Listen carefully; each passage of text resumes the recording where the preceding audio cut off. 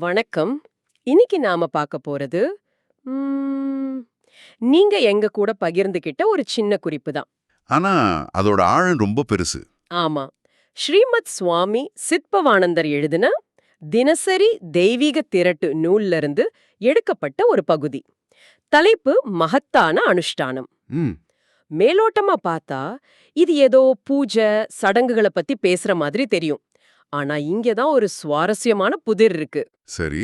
அதாவது பூஜை அறையில ஆரம்பிக்கிற ஒரு விஷயத்த பத்தி பேசி கடைசில நீங்க தெருவுல ஒரு அந்நியர்கிட்ட எப்படி நடந்துக்கிறீங்க என்ற இடத்துல கொண்டு வந்து முடிக்கிறாங்க. ஆமா, இது ஒரு பயணம் மாதிரி தான். இந்த அற்புதமான பயணத்தை தான் நாம இன்னைக்கு அலச போறோம். ரொம்ப சரியா சொன்னீங்க. நாம வழக்கமா செய்யற ஒரு தனிப்பட்ட வழிபாட்டு முறையில ஆரம்பிச்சு ஆமா. மனித நேயம் அன்ன ஒரு பிரம்மாண்டமான கருத்துக்குள்ள எப்படி போய் சேருதுங்கிறது தான் இந்த உரையின் சாராம்சம். இதுல இருக்கிற ஒவ்வொரு அடியும் நம்மளோட பார்வைய கொஞ்சம் கொஞ்சமா விரிவுபடுத்திட்டே போகும். சரி, அப்போ அந்த பயணத்தோட முதல் அடியில இருந்து ஆரம்பிக்கலாம். கண்ணுக்கு புலப்படாத ஒரு கருத்தின் உறுதியான வெளிப்பாடே அனுஷ்டானம் அப்படின்னு இது தொடங்குது. ம். கேட்க கொஞ்சம் தத்துவார்த்தமா இருக்கு. இத கொஞ்சம் எளிமையா சொல்ல முடியுமா? கண்டிப்பா. இது ரொம்ப எளிமையான ஒரு உளவியல் உண்மைதான். யோசிச்சு பாருங்க. உங்க மனசுக்குள்ள பக்தி இல்ல மரியாதைன்னு ஒரு உணர்வு இருக்குன்னு வச்சுக்கோங்க. சரி. அது அருவமானது, கண்ணுக்கு தெரியாது. அதை எப்படி வெளியில கொண்டு வருவீங்க? ஒரு கடவுள் சிலைக்கு முன்னாடி போய் கையெடுத்து கும்பிடுறீங்க இல்லையா? ஆமா, கும்பிடுவோம். இங்க அந்த சிலைங்கிறது ஒரு உறுதியான பொருள். கும்பிடுறது ஒரு உறுதியான செயல். இந்த ரெண்டும் சேர்ந்து உங்க மனசுக்குள்ள இருந்த பக்திங்கிற அருவமான உணர்வுக்கு ஒரு வடிவம் கொடுக்குது. அவ்வளவுதான். ஓ! புரியுது, புரியுது. அதாவது காதல வெளிப்படுத்த ஒரு மோதிரம் குடுக்கற மாரி. கரெக்ட். இல்ல தேசப்பற்ற காட்ட கொடிய வணங்குற மாரி. அந்த பொருளுக்கும் செயலுக்கும் தனியா அர்த்தம் இல்ல. ஆனா நாம அது மேல ஏத்துற அந்த அருவமான உணர்வு தான் அதுக்கு சக்திய கொடுக்குது. சரிதான். மிகச்சரியா சொன்னீங்க. ஆனா அவை இல்லாமல் வழிபாடு தெளிவற்றதாகிவிடும் அப்படின்னு இது சொல்லுதே.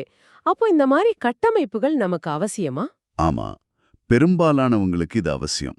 மனித மனசுக்கு ஒரு பிடிமானம் தேவை. ம். முற்றிலும் அருவமான வடிவமில்லாத ஒன்ன நினைச்சு மனச ஒருமுகப்படுத்துறது ரொம்ப கஷ்டம். அது ஒரு உயர்ந்த ஆன்மீக நிலை. ஆனா அந்த பயணத்தை ஆரம்பிக்க ஒரு தொடக்க புள்ளி வேணும். ஒரு ஸ்டார்ட்டிங் பாயிண்ட் மாதிரி. ஆமா, ஒரு சின்னம், ஒரு மந்திரம், ஒரு குறிப்பிட்ட சடங்கு, இதெல்லாம் அந்த பயணத்துக்கான படிகள் மாதிரி, ஒரு நங்கூரம் மாதிரி மனச அலைப்பாயாம புடிச்சு நிறுத்தி வழிபாட்டுக்கு ஒரு ஒழுங்க கொடுக்குது.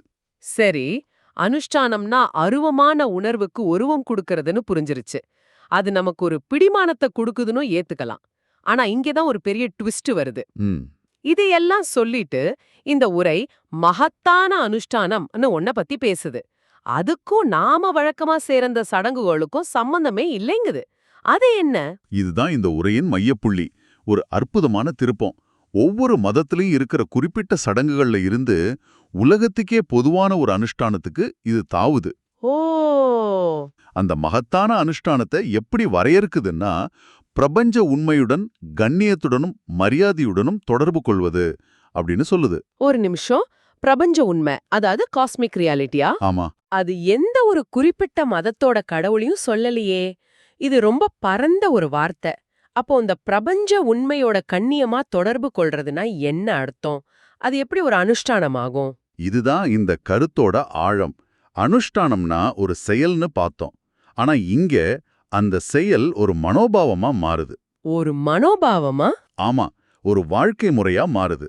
அதாவது இந்த பிரபஞ்சத்துல இருக்கிற ஒவ்வொரு விஷயமும், நீங்க பார்க்கிற மரம், நீங்க சந்திக்கிற மனிதர்கள், நீங்க குடிக்கிற தண்ணீர், எல்லாமே அந்த பிரபஞ்ச உண்மையோட ஒரு வெளிப்பாடுதான்னு உணர்றது. ம். அப்படி உணர்ந்து எல்லாத்தையும் கண்ணியத்தோடவும் மரியாதையோடவும் அணுகிறது. இது ஒரு குறிப்பிட்ட நேரத்துல செய்யற பூஜை இல்ல. இது 24 மணி நேரமும் கடைபிடிக்க வேண்டிய ஒரு மனநிலை. நீங்க சொல்றது ஆழவா இருக்கு. அப்போ காலையில நான் குடிக்கிற காஃபிய தயாரிச்ச விவசாயி, நான் பயணம் செய்யற பஸ்ஸ ஓட்டுற டிரைவர், என் பக்கத்து வீட்டுக்காரர். ஆமா, அது ஒரு செயலாக இல்லாம ஒரு பார்வையாக, ஒரு வாழ்க்கை முறையாகவே மாறிடுது. கேட்க நல்லா இருக்கு. ஆனா இங்கதான் எனக்கு ஒரு பெரிய கேள்வி வருது. இந்த மகத்தான அனுஷ்டானத்தை அடையணும்னா தேசம், மொழி, மதம், பிறப்பு போன்ற செயற்கை தடைகள் தவிர்க்கப்பட வேண்டும் அப்படின்னு இந்த உரை ரொம்ப தெளிவா சொல்லுது. சொல்லுங்க. இது எப்படி சாத்தியம்? இந்த அடையாளங்கள் இல்லாம நம்ம யாரு? நம்ம கலாச்சாரம், நம்ம பாரம்பரியம், நம்ம தனிப்பட்ட அடையாளம் எல்லாமே இதோட தானே பிணைஞ்சிருக்கு. நிச்சயமா. எல்லாத்தையும் தூக்கி எறிஞ்சிட்டா நம்மோட வேரையும் நாம இழந்துட மாட்டோமா? இது ஒரு விதத்துல நம்ம அடையாளத்தை அழிக்கிற மாதிரி இல்லையா? இது ரொம்ப முக்கியமான நியாயமான கேள்வி. இந்த உரை உங்க அடையாளத்தை அழிக்க சொல்லல. ஓ, உங்க மொழிய பேசாதீங்க, உங்க மதத்தை விட்டுடுங்கன்னு சொல்லல. அது என்ன சொல்ல வருதுன்னா, இந்த அடையாளங்களை ஒருத்தர் பிரிக்கிற சுவரா பயன்படுத்தாதீங்கன்னு சொல்லுது. சுவரா பயன்படுத்தக்கூடாது. ஆமா. இந்த தடைகளை தாண்டி அதுக்கு அடியில இருக்கிற பொதுவான மனிதநேயத்தை பாருங்கன்னு சொல்லுது. இந்த அடையாளங்கள் ஒரு சமூக அமைப்புக்கு தேவைப்படலாம். ஆனா பிரபஞ்ச உண்மையோட பார்வையில ஒரு இந்தியனும் ஒரு அமெரிக்கனும் ஒண்ணுதான். ஒரு ஹிந்துவும் ஒரு முஸ்லிமும் ஒண்ணுதான். ஆனா அது ஏன் இவ்ளோ கடினமா இருக்கு? நம்ம மனசே அப்படிதானே கட்டமைக்கப்பட்டிருக்கு. நாங்க அவங்கன்னு பாக்குறது ஒரு இயல்பான விஷயம் மாதிரி தெரியுதே.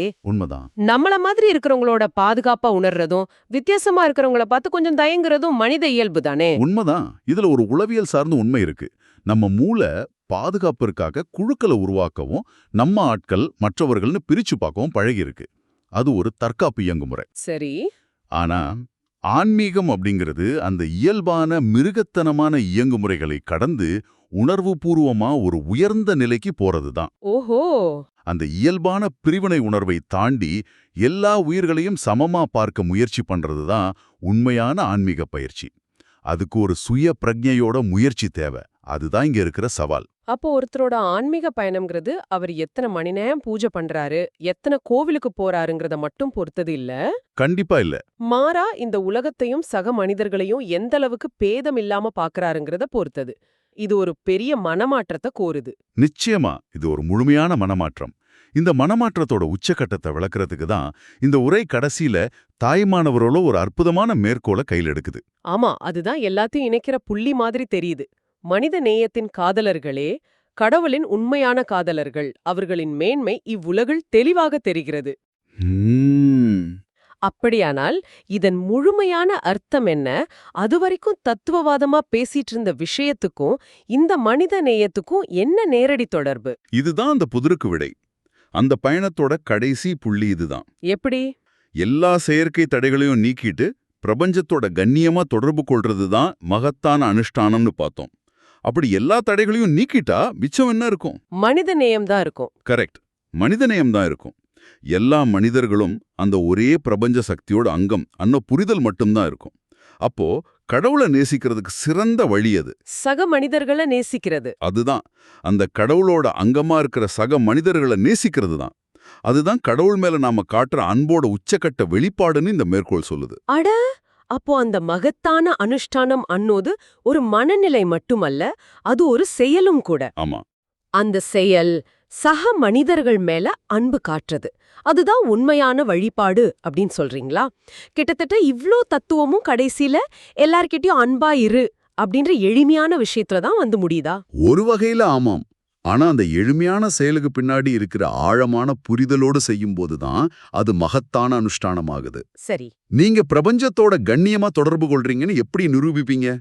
அதோட மிக தெளிவான வெளிப்பாடு நீங்க உங்க சக மனிதர்கள்கிட்ட எப்படி நடந்துக்கிறீங்கிறது தான். ஓ. அதனால தான் தாய்மானவர் அவர்களின் மேன்மை இவ்வுலகில் தெளிவாக தெரிகிறது அப்படின்னு சொல்றார். அவங்களோட ஆன்மீகம் அன்னோது ஏதோ கண்ணுக்கு தெரியாத மறைவான விஷயம் இல்ல. அது அவங்களுடைய செயல்கள்ல அவங்க காட்டுற மனிதநேயத்துல அப்பட்டமா இந்த உலகத்துக்கே தெரியுதுன்னு அர்த்தம். இதை இன்னும் தெளிவா புரிஞ்சுக்க ஒரு நிமிஷம் கற்பனை பண்ணி பாப்போமே. 2 பேர் இருக்காங்க. சொல்லுங்க. ஒருத்தர் தினமும் மணிக்கணக்கா பூஜை பண்றாரு, மந்திரம் சொல்றாரு. ஆனா தன் வீட்டுக்கு வேலைக்கு வர்றவங்கள மதிக்கிறதில்ல. மத்தவங்கள ஜாதிய வச்சு தரம் பிரிக்கிறார். சரி. இன்னொருத்தர் பெருசா பூஜையெல்லாம் பண்றதில்ல. ஆனா தெருவுல யாருக்கு என்ன உதவி வேணும்னாலும் முதலாளா ஓடி போய் நிப்பார். பசியோட இருக்கிறவங்களுக்கு சாப்பாட வாங்கி கொடுப்பார். இந்த உரைப்படி யார் உண்மையான ஆன்மீகவாதி? நீங்க கேட்ட இந்த உதாரணம் இந்த உரையின் முழு சாராம்சத்தையும் விளக்கிடுச்சு. முதல் நபர் ஒரு சாதாரண அனுஷ்டானத்தை ஒரு சடங்க செய்கிறார். ஆனா இரண்டாவது நபர் தான் அந்த மகத்தான அனுஷ்டானத்தை வாழ்ந்து காட்டுகிறார். மனித குலத்திற்கு சேவை செய்வதும் அன்பு செலுத்துவதுமே வழிபாட்டின் மிக உயர்ந்த வடிவம் அன்னோதற்கு அவர்தான் உதாரணம். வாவ். அப்போ இது ஒரு முழுமையான வட்டம். ஒரு உடல் ரீதியான சடங்குல ஆரம்பிச்சு ஆமா சிலையே வணங்குவது, அப்புறம் ஒரு உலகளாவிய உள்நிலை அனுஷ்டானத்துக்கு போய் பிரபஞ்சத்துடன் இணைவது. கடைசியில மறுபடியும் ஒரு வெளிப்புறச் செயலா வெளிப்படுது. ஆனா இந்த முறை அது ஒரு குறிப்பிட்ட மதச் சடங்கா இல்லாம எல்லா மக்கள் மீதும் காட்டப்படுற அன்பா, சேவையா வெளிப்படுது. மிக அருமையான தொகுப்பு. இதுதான் இந்த உரையின் நுட்பமான கற்பித்தல் முறை. இது ஆரம்ப நிலை அனுஷ்டானங்களை தப்புன்னு சொல்லல, இல்ல. அதை கேவலப்படுத்தல. வழிபாடு அவை இல்லாமல் தெளிவற்றதாகிவிடும்னு சொல்லி அதோட முக்கியத்துவத்தை ஏத்துக்குது. அது ஒரு நல்ல தொடக்க புள்ளிதான். ஆனா அதுவே கடைசி புள்ளி இல்ல. அது ஒரு படி, அவ்வளவுதான். ஆமா, அது ஒரு பரந்த புரிதலை நோக்கிய ஒரு படி, அவ்வளவுதான்னு சொல்லுது. இது மொத்த பார்வையுமே மாத்துது. ஆன்மீகம் அப்படிங்கிறது ஏதோ தனிப்பட்ட மோட்சத்துக்கான ஒரு பாதை மட்டும் இல்ல. அது சமுதாயத்தோட நீங்க எப்படி இணக்கமா வாழ்றீங்க அப்படிங்கறத பத்தியும் கூட. நிச்சயமா. என் ஆன்மீக பயிற்சி நான் பூஜை அறைக்குள்ள என்ன பண்றேன் அப்படின்றதோட முடிஞ்சிடாது. நான் அந்த அறையை விட்டு வெளியில வந்த பிறகு மத்தவங்களை எப்படி பார்க்கறேன், அவங்க கிட்ட எப்படி நடந்துக்கிறேங்கிறதுல தான் உண்மையிலே வெளிப்படுது. ஆமா, உண்மையான ஆன்மீகம் வாழ்க்கையிலிருந்து தப்பிப்பதல்ல, வாழ்க்கையை எப்படி வாழ்வதற்கான ஒரு வழிகாட்டி. சாதாரண அனுஷ்டானங்கள் உங்களை ஒருமுகப்படுத்த உதவும். ஆனால் இந்த மகத்தான அனுஷ்டானம் உங்கள் பார்வையை விசாலமாக்கும். அது உங்களை நான் அப்படின்ற குறுகிய வட்டத்திலிருந்து விடுவிச்சு நாம் அப்படின்ற பரந்த உணர்வுக்கு கூட்டிட்டு போகும். சுவாமி சித்பவானந்தர் இந்த சின்னஞ்சிறிய பகுதியில ஒரு பெரிய தத்துவ பயணத்தையே நமக்கு காட்டிட்டார். ஆமா, ஒரு சடங்கோட வரையறையில ஆரம்பிச்சு பிரபஞ்ச உண்மை, செயற்கை தடைகளை நீக்கிறதுன்னு படிப்படியா நம்மள உயர்த்தி, கடைசியில தாயுமானவரோட மேற்கோள் மூலமா மனிதநேயம் தான் உண்மையான ஆன்மீகம்னு ரொம்ப அழுத்தமா நிறுவியிருக்கார். இது உங்களுக்கும் ஒரு முக்கியமான கேள்வியை எழுப்புது. சரி, இந்த உரை செயற்கை தடைகளை தவிர்க்க வேண்டும்னு சொல்லுது. அது ஒரு கோரிக்கை இல்ல, ஒரு கட்டளை மாதிரி சொல்லுது. அப்போ நீங்க சிந்திச்சு பார்க்க வேண்டிய ஒரு விஷயம் இதுதான். உங்க அன்றாட வாழ்க்கையில தேசம், மொழி, மதம், பிறப்பு, பொருளாதார நிலைன்னு இந்த தடைகள்ல எதை தாண்டி பார்க்கறது உங்களுக்கு ரொம்ப சவாலா இருக்கு? ஒருவேளை அது வேற மொழிய பேசுறவங்களா இருக்கலாம், இல்ல வேற மத நம்பிக்கைகளை கொண்டவங்களா இருக்கலாம், அல்லது உங்களை விட வித்தியாசமான ஒரு சமூக பின்னணியிலிருந்து வர்றவங்களா இருக்கலாம். அந்த தடைய தாண்டி அந்த பக்கம் இருக்கிற மனிதநேயத்தை காண ஒரு தனிப்பட்ட அனுஷ்டானம் மாதிரி நீங்க என்ன ஒரு சின்ன உறுதியான செயலை செய்ய முடியும். அது ஒரு உண்மையான புன்னகையா இருக்கலாம், ஒரு சின்ன உதவியா இருக்கலாம், இல்ல வெறுமனே அவங்கள பத்தின உங்க முன்முடிவுகளை ஒரு நிமிஷம் கேள்வி கேட்கறதா கூட இருக்கலாம். அந்த சின்ன செயல் இந்த உரையில சொல்லப்பட்ட மகத்தான அனுஷ்டானத்தை நோக்கிய உங்களுடைய முதல் படியா இருக்கலாம்.